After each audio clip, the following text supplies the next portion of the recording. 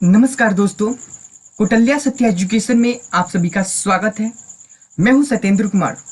दोस्तों, आज है 23 जून 2020 और आप सभी को आज के दिन के जितने भी करंट अफेयर्स के क्वेश्चंस बने हैं आप सभी को इस वीडियो में बताया जाएगा। तो ध्यान दीजिएगा दोस्तों, वीडियो को स्किप मत कीजिएगा। अगर आप वीडियो को स्किप करते हैं तो आप क्वेश्चन को स्किप करते हैं। तो वीडियो लास्ट तक देखिएगा तो ही आप सभी को करंट अफेयर्स के क्वेश्चंस समझ में आएंगे। और तो और दोस्तों, अगर आप हमारे चैनल पे नए हैं तो चैनल को सब्सक्राइब कीजिए और बेल आइकन को प्रेस कीजिए। बेल आइकन प्रेस करने से ये होगा कि जब भी हम वीडियोस को अपलोड करेंगे आप सभी को नोटिफिकेशन मिल जाएगा। तो ध्यान दीजिएगा दोस्तों, अगर आपने अभी तक टेलीग्राम पेज को ज्वाइन नहीं किया है तो टेलीग्राम पेज को भी ज्वाइन कर लीजिए।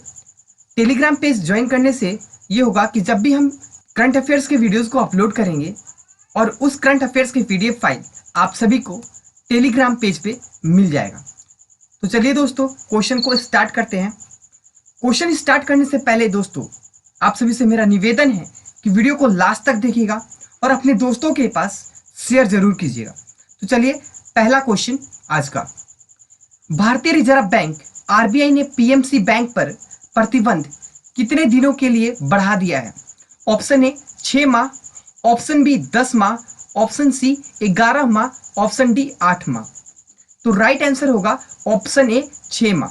ध्यान दीजिएगा, आरबीआई ने, भारतीय रिजर्व बैंक ने पीएमसी बैंक पर प्रतिबंध 6 माह के लिए बढ़ा दिया है। चलिए इस क्वेश्चन के मुख्य पॉइंट्स को देख लेते हैं। भारतीय रिजर्व बैंक आरबीआई ने पीएमसी बैंक पर लगे प्रतिबंध को 6 माह के लिए बढ़ा दिया है। वही ग्राहकों को राहत देते हुए कैश निकालने की लिमिट बढ़ा दी है। अब बैंक में के डिपॉजिट्स 1 लाख रुपए तक निकाल सकेंगे। अब तक ये लिमिट 50,000 रुपए की थी। आरबीआई ने इस फैसले से करीब 84% डिपॉजिट्स को राहत मिलेगी। आरबीआई ने नियमों के उल्लंघन और गड़बड़ी को लेकर पीएमसी बैंक पर पाबंदी लगाई है। चलिए प्रश्न नंबर 2, अंतर्राष्ट्रीय योग दिवस निम्न में से किस दिन मनाया जाता है? तो ऑप्शन ए 10 जून, ऑप्शन बी 15 मार्च, ऑप्शन सी 21 जून, ऑप्शन डी 12 अप्रैल। तो राइट आंसर होगा ऑप्शन सी 21 जून। ध्यान दीजिएगा, अंतर्राष्ट्रीय योग दिवस 21 जून को मनाया जाता है। चलिए इस क्वेश्चन के मुख्य पॉइंट को समझते हैं। योग से होने वाले फायदों के प्रति लोगों को जागरूक करने के लिए दुनिया भर में 21 जून को अंतर्राष्ट्रीय योग दिवस मनाया जाता है। योग दिवस दुनिया भर में पहली बार 21 जून 2015 को मनाया गया था। तो दोस्तों ध्यान दीजिएगा, क्वेश्चन आ सकता है कि योग दिवस पहली बार दुनिया भर में कब मनाया गया था? तो आप बताइएगा कि 21 जून 2015 को मनाया गया था। साथ ही साथ दोस्तों, पीएम मोदी ने 27 सितंबर 2014 को संयुक्त राष्ट्र महासंघ में एक साथ योग करने की बात कही थी। इसके बाद महासभा ने 11 दिसंबर 2014 को इस प्रस्ताव को स्वीकार किया और तभी से अंतर्राष्ट्रीय योग दिवस अस्तित्व में आया है। चलिए प्रश्न नंबर 3, रणजी क्रिकेट में सबसे ज्यादा विकेट लेने वाले किस स्पिनर का हाल ही में निधन हो गया? तो option A Rajendra Goyal, option B Bishan Singh Bedi, option C Anil Kumble, option D Chetan Sharma. तो राइट आंसर होगा option A Rajendra Goyal. Rajendra Goyal Ranji trophy में सबसे ज्यादा विकेट लेने वाले थे और इनका निधन हो गया। चलिए इस क्वेश्चन के मुख्य पॉइंट को भी समझ लेते हैं। प्रथम श्रेणी क्रिकेट में अपने जमाने के दिग्गज स्पिनर राजेंद्र गोयल का उम्र संबंधित बीमारियों के कारण हाल ही में निधन हो गया। वे 77 वर्ष के थे। गोयल के हरियाणा और उत्तर क्षेत्र की तरफ से प्रथम श्रेणी क्रिकेट में 157 मैचों में 750 विकेट चटकाए थे। ध्यान दीजिएगा, 157 मैचों में 750 विकेट चटकाए थे। वे 44 साल तक प्रथम श्रेणी क्रिकेट खेलते रहे। सुनील गावस्कर ने अपनी किताब आइडल्स में जिन खिलाड़ियों को जगह दी थी उसमें गोयल भी शामिल थे। चलिए प्रश्न नंबर 4 देखेंगे। पूर्व आरबीआई गवर्नर उर्जित पटेल को हाल ही में किसका चेयरमैन नियुक्त किया गया? तो option A NCAER, option B NIPFP, option C ICRIER, option D ADB। तो राइट आंसर होगा ऑप्शन बी NIPFP। पूर्व आरबीआई गवर्नर उर्जित पटेल को NIPFP का चेयरमैन नियुक्त किया गया है। चलिए इस क्वेश्चन के मुख्य पॉइंट को समझ लेते हैं। भारतीय रिजर्व बैंक के पूर्व गवर्नर उर्जित पटेल को राष्ट्रीय लोक वित्त एवं नीति संस्था, ध्यान दीजिएगा NIPFP का फुल फॉर्म हो जाएगा राष्ट्रीय लोक वित्त एवं नीति संस्थान का चेयरमैन नियुक्त किया गया। आर्थिक शोध संस्थान ने कहा है कि उर्जित पटेल 22 जून 2020 से यह पद संभालेंगे। विजय केलकर का स्थान लेंगे। वो विजय केलकर का क्या लेंगे? स्थान को लेंगे।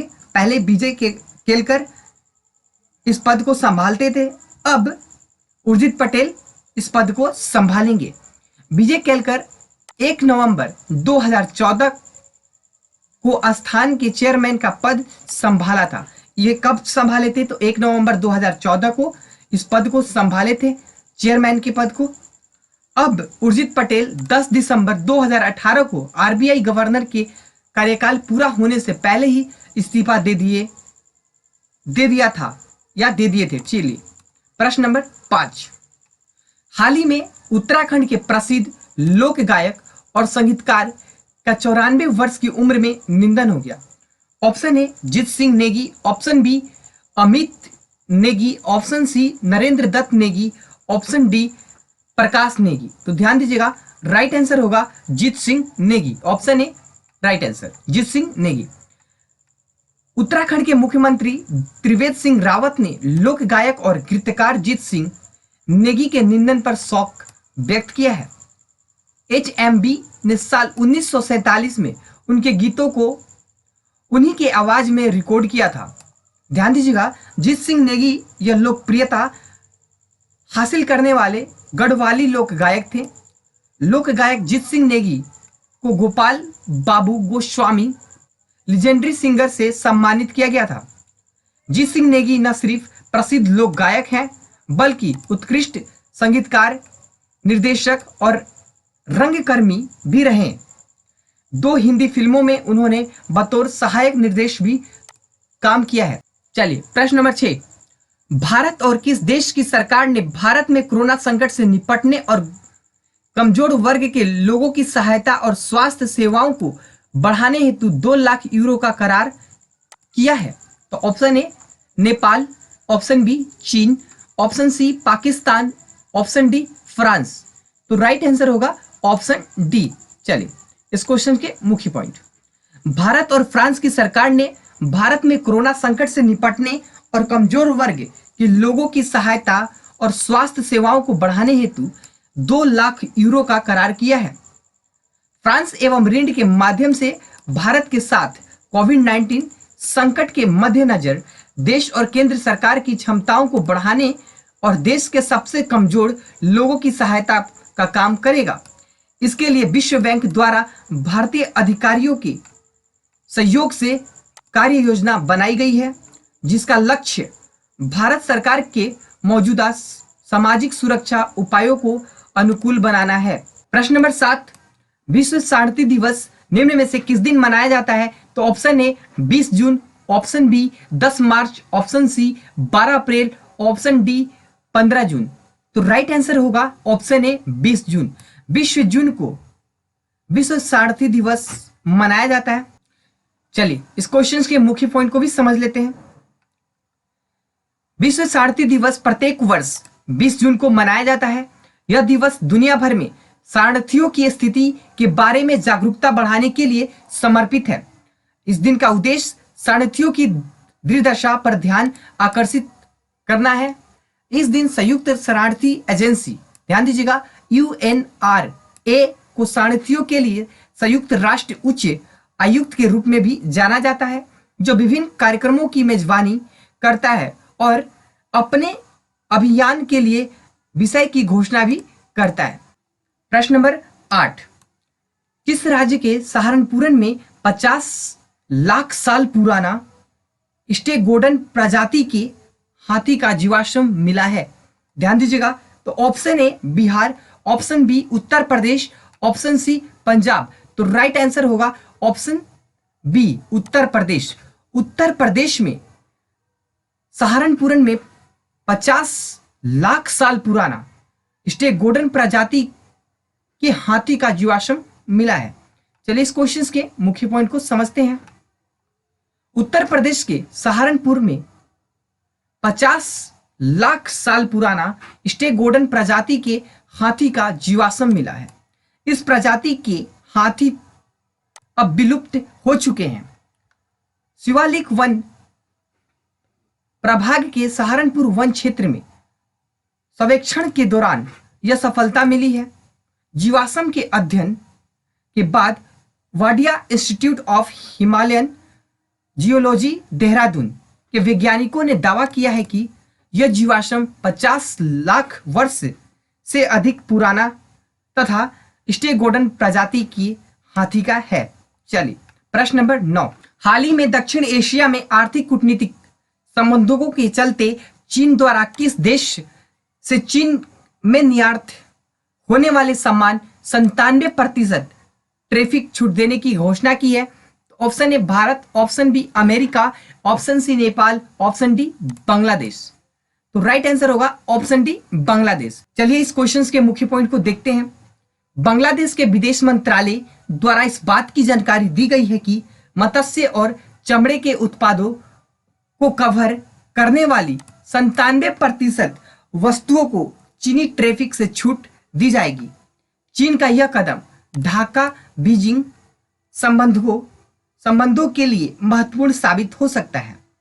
बांग्लादेश पहले ही एशिया प्रशांत व्यापार समझौता, ध्यान दीजिएगा, एशिया पैसिफिक ट्रेड एग्रीमेंट के तहत 3095 वस्तुओं के लिए ट्रैफिक छूट प्राप्त करता है। चीन द्वारा की गई नवीनतम घोषणा के परिणाम स्वरूप बांग्लादेश के अब कुल 8256 सामानों को चीनी ट्रैफिक से छूट दी जाएगी।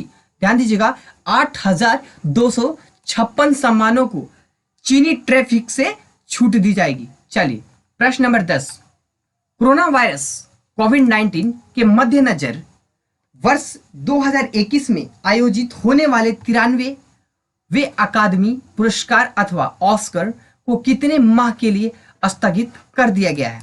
ऑप्शन ए 7 माह, ऑप्शन बी 10 माह, ऑप्शन सी 2 माह, ऑप्शन डी 8 माह। तो राइट आंसर होगा ऑप्शन सी 2 माह। 2 माह तक के लिए स्थगित कर दिया गया है। तो चलिए इस क्वेश्चन के मुख्य पॉइंट को समझ लेते हैं। नई घोषणा के अनुसार अकादमी पुरस्कारों को 25 अप्रैल 2021 तक के लिए स्थगित कर दिया गया है। इससे पूर्व इन 93वें अकादमी पुरस्कार का आयोजन 28 फरवरी 2021 को किया जाना था। उल्लेखनीय है कि चौथी बार जब ऑस्कर स्थगित किया गया है। ध्यान दीजिएगा कि ये स्थगित कितने बार किया गया है? तो चौथी बार किया गया है। सर्वप्रथम 1938 में लॉस एंजलिस में आई बाढ़ के बाद अकादमी पुरस्कार को स्थगित किया गया था। पहला कब किया गया था? तो 1938 में किया गया था, जिसके बाद एक बार पुनः वर्ष 1968 में मार्टिन लूथर किंग जूनियर की हत्या के बाद और 1981 में 40वें अमेरिकी राष्ट्रपति रोनाल्ड रीगन की हत्या के प्रयास के बाद ऑस्कर को स्थगित किया गया था। चलिए तो दोस्तों ये तो था 23 जून 2020 के मुख्य डेली करंट अफेयर्स के क्वेश्चंस और साथ ही साथ आप सभी को सभी क्वेश्चंस के पॉइंट्स को बताए गए।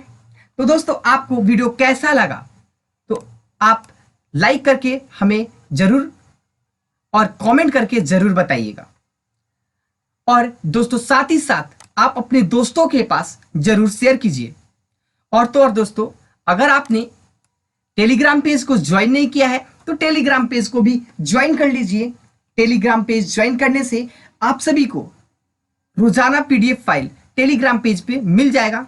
साथ ही साथ दोस्तों, जाते जाते मैं आप सभी से यही कहूंगा कि वीडियो को लाइक जरूर कीजिएगा और चैनल को सब्सक्राइब जरूर कीजिएगा।